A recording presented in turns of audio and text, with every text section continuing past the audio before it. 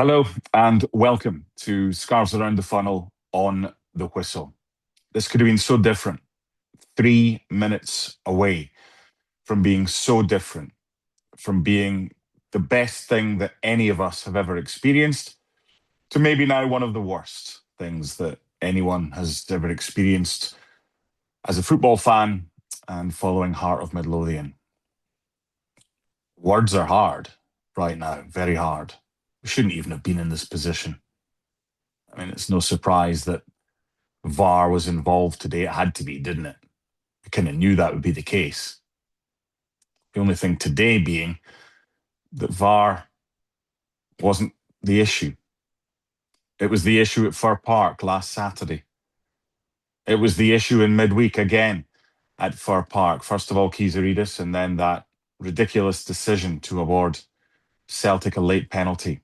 And ultimately, those decisions have cost Hearts their first top flight title since 1960. And it's cost them the opportunity to become the first non-Old Firm team in 41 years to win the Scottish title. You just want fairness. And for Willie Collum to tell Derek McInnes that it should have been a penalty, for the KMI panel to say that they felt the referee got it wrong and it should have been a penalty at Fir Park. If both decisions had gone our way, we wouldn't have needed to go to Celtic Park and get anything. We would have been champions. But after the first decision didn't go our way, we then go on to Wednesday. It went Celtic's way. If it hadn't, Celtic would have had to have won by 3 goals. They didn't. They won by 2 in the end. However, I'm sure there'll be all Hearts fans talking about Celtic's title, whatever. You can't argue that it is a tainted title. But is that Celtic's fault? If we had better officiating in Scottish football, we wouldn't be in this situation. You can argue if you like whether or not it was or it wasn't a handball. But the bottom line was, if Kizaridis is awarded the penalty when he should have been and Hearts score it, the handball's immaterial in midweek because Celtic didn't do what Celtic needed to do today if they needed to win by 3 clear goals. Celtic are champions. I can't take that away from this one. This will hurt. It'll hurt probably forever. No point trying to deflect or whatever. We've been done out of a title by match officials in Scotland. Today's game, Celtic ultimately winning by 3 goals to 1. In that first half, I thought Hearts were magnificent. I thought Derek McInnes got the game plan absolutely spot on. The team selection raised a few eyebrows. Claudio Braga on the bench. Derek McInnes saying with 3 games in the space of a week, and I think it was a groin issue he mentioned with Claudio Braga. He's had it for a couple of weeks and he's not been fully fit, but he knew he was going to make an impact off the bench.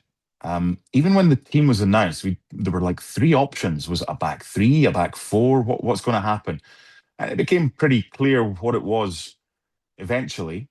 Jordi Altena on the left-hand side, Kizaridis on the right-hand side, Steinvender partnering Finlay. And I just thought the tactics in the first half, the choice of Kabori raised a few eyebrows, but he played his role in that first 45 minutes to perfection. And that's on the manager. The manager has decided that Kabori will be the one. I think it was McEntee that did it back in the first time we went to Celtic earlier this season. Just sat on Callum McGregor, or that kind of key man in Celtic's base of their midfield. Give Austin Trusty as much of the ball as he wants. Give Sinisalo as much of the ball as he wants. And we were brilliant in that first half. We were controlled. We were professional. We didn't panic. I thought it was a masterclass. I really did. From Derek McInnes and from the players. That's, for me, one of the best 45 minutes we have played this season. To get the goal was amazing. It's a shitty first corner. Just because I think it was Kingsley, he's trying to find Kizaridis and he just Kizarides had to go back to the ball. But it's weird how things work. Hearts kept possession, recycled it, won another corner. Kingsley takes it again, goes back post. No one's marking Lawrence Shanklin. Sinisalo comes and flaps, and Shanklin's there at the back post. And I'm sitting recording this in a hotel room in some place near Philadelphia, and yeah, I'm pretty sure that there were a few people on the third floor in this corridor that were wondering what on earth the lad in room 329 is squealing and shouting about. But we deserved the goal for that. We didn't have many opportunities, but our game plan was just outstanding.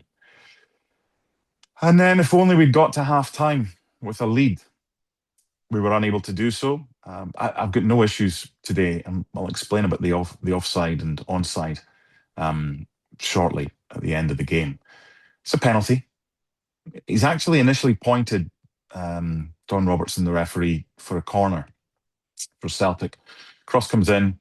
I felt we could have done better at stopping that at source. They move it well, but I still think we had the opportunity. Again, it's on the whistle, so I haven't seen it back. I've not even put my phone off do not disturb, so I hate to imagine what awaits me when I do. I just felt we could have stopped the ball before it had the opportunity to, whether it was Tierney or whoever it was, Tunekti, to get the cross in. And Kizarides knows. His arms outstretched. I've got no issue. There's, this season, there's a heck of a lot more incidents that have gone against Hearts that we can moan about. That wasn't one of them. I'm disappointed with Schwallow, not with him, for him, because he guessed the right way. He just didn't get down quick enough. And Arne Engels scores the resultant penalty. It would have been nice to go in at halftime 1-0 up, but 1-1, still a good position to be in.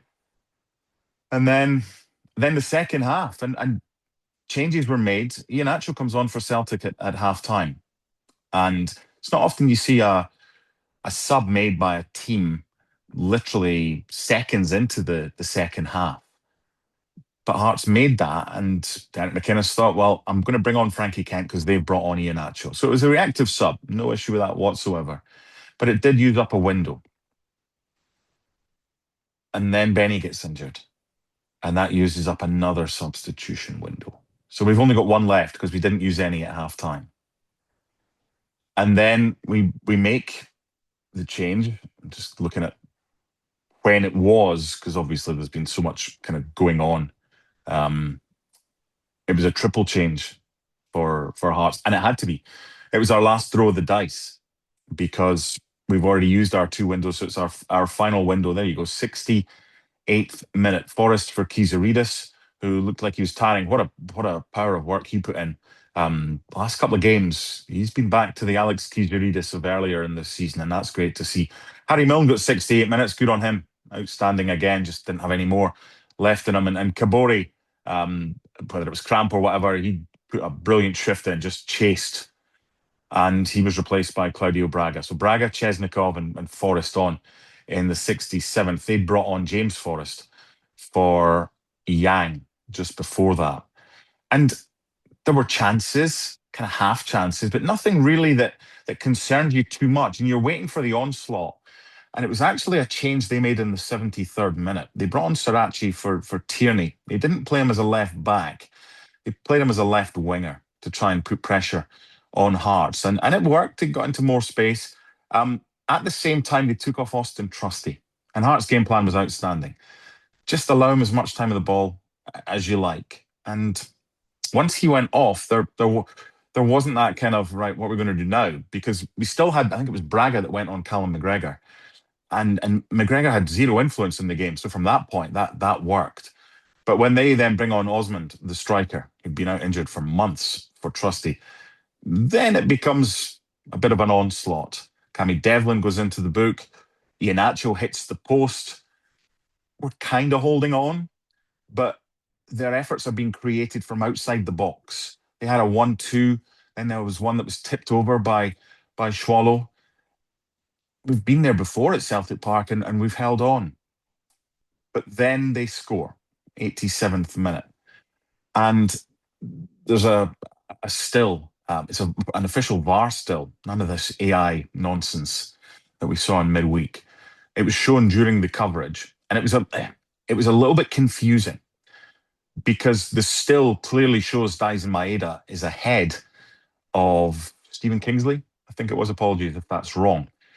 But that is just an illustrative line on Kingsley's boot to show that he's clearly playing Callum Osmond onside.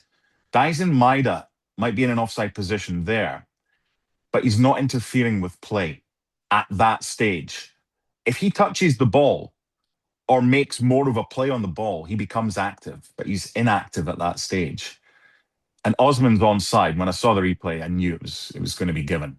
And assistant on the far side got it wrong. It's funny because if we don't have VAR and we go with the on-field decision, the goal gets chalked off. And it gets chalked off wrongly because Osmond was onside. He then crosses it in for Maeda. Swallow was claiming he had some semblance of force down on the ball, but he didn't. And the goal's, it's a legal one. There's nothing we can do about it.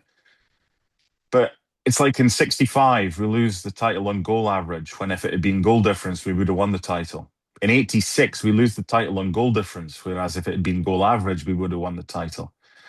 And in 2026, on the 16th of May as well, on the anniversary of that wonderful day in 1998 at Celtic Park, if we didn't have VAR, then Celtic wouldn't have won that game. But we did. And VAR wasn't the issue today. VAR was the issue last weekend.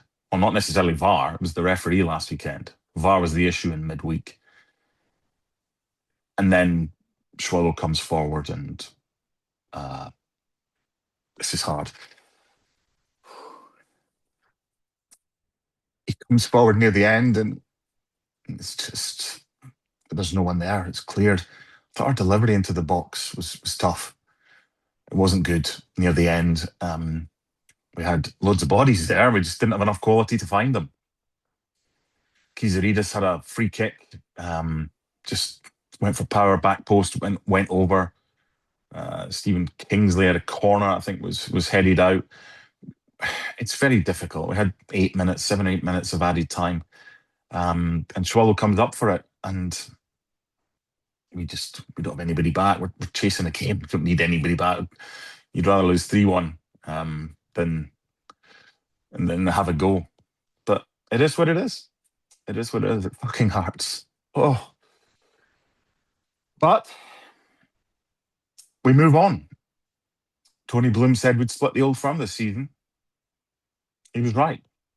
He said we would win the league within 10 years. We nearly won the league within 10 months. Top of the table for 250 days of this season. Bigger pictures, not for now. But what a credit Hearts have been. This is the start. This isn't a one-off. And going forward, the title will come. Hopefully sooner rather than later. It just wasn't to be today. To everybody who's watched us this season, we've got one more episode to come to wrap up the season. God knows what we'll do over the summer. The full Scarves Around the Funnel with the gang over the next couple of days. But we were so close. But ultimately, it was heartache at the end. Bye for now.